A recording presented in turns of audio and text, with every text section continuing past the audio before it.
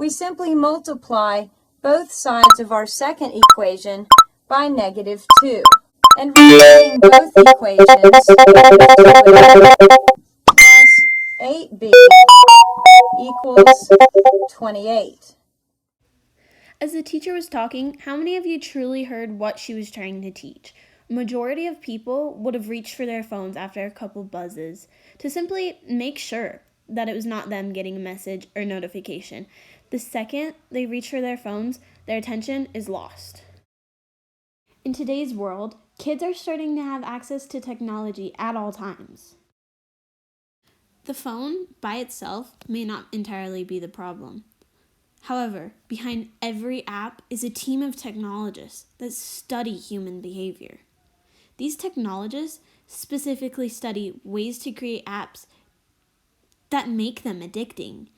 The longer the creators can keep their audience on the app, the more money they can potentially make. When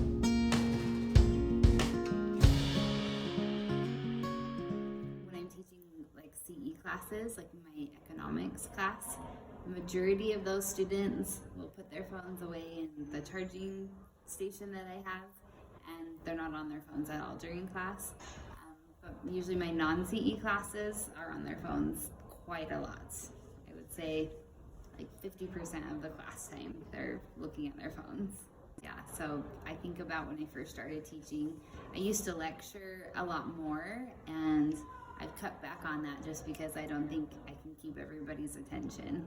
It could be. I have heard that like studies have been done on like just like certain television shows with young kids and how that influences like ADHD or just having an attention deficit disorder of some type. So I think it definitely influences it.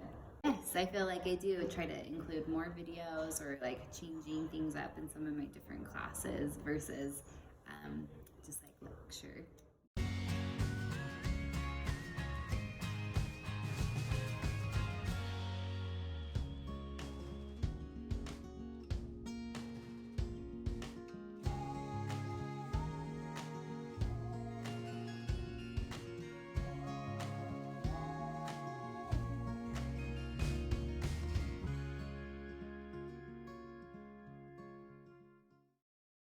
One study that was performed at the University of Texas in Austin had a group of college students come in and take a test.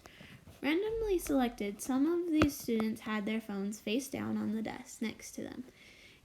Some had it in their pockets, and others had it in a different room. The end result for the test showed that students who did not have their phones in the same room outperformed the students with the phone in their pockets.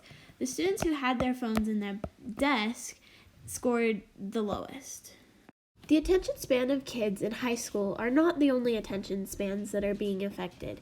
Everyone gets at least a little bit of the effects of the increase of technology use. Looking at an elementary school, the decrease in attention span of these students can be comparable to the change in the attention span of high school students.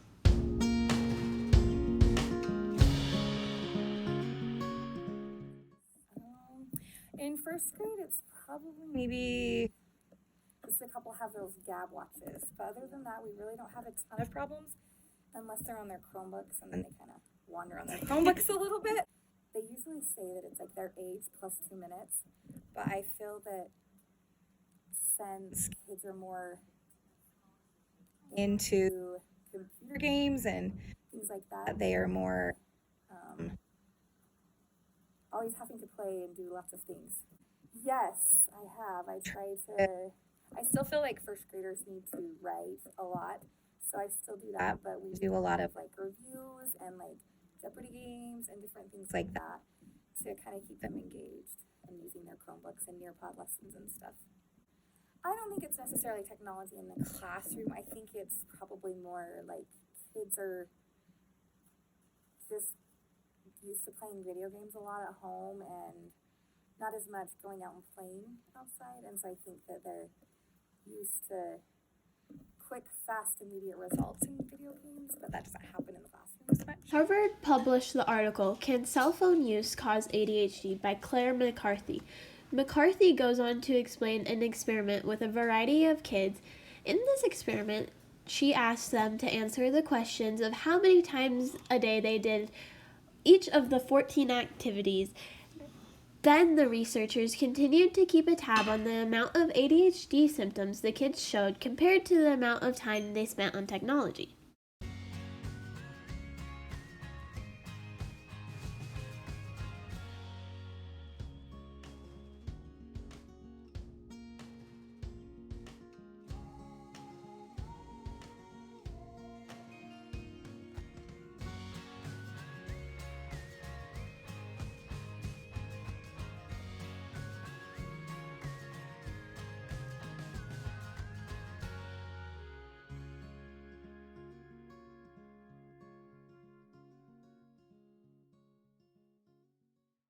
Students of all ages are being affected differently due to technology and how much more available it is in today's world. I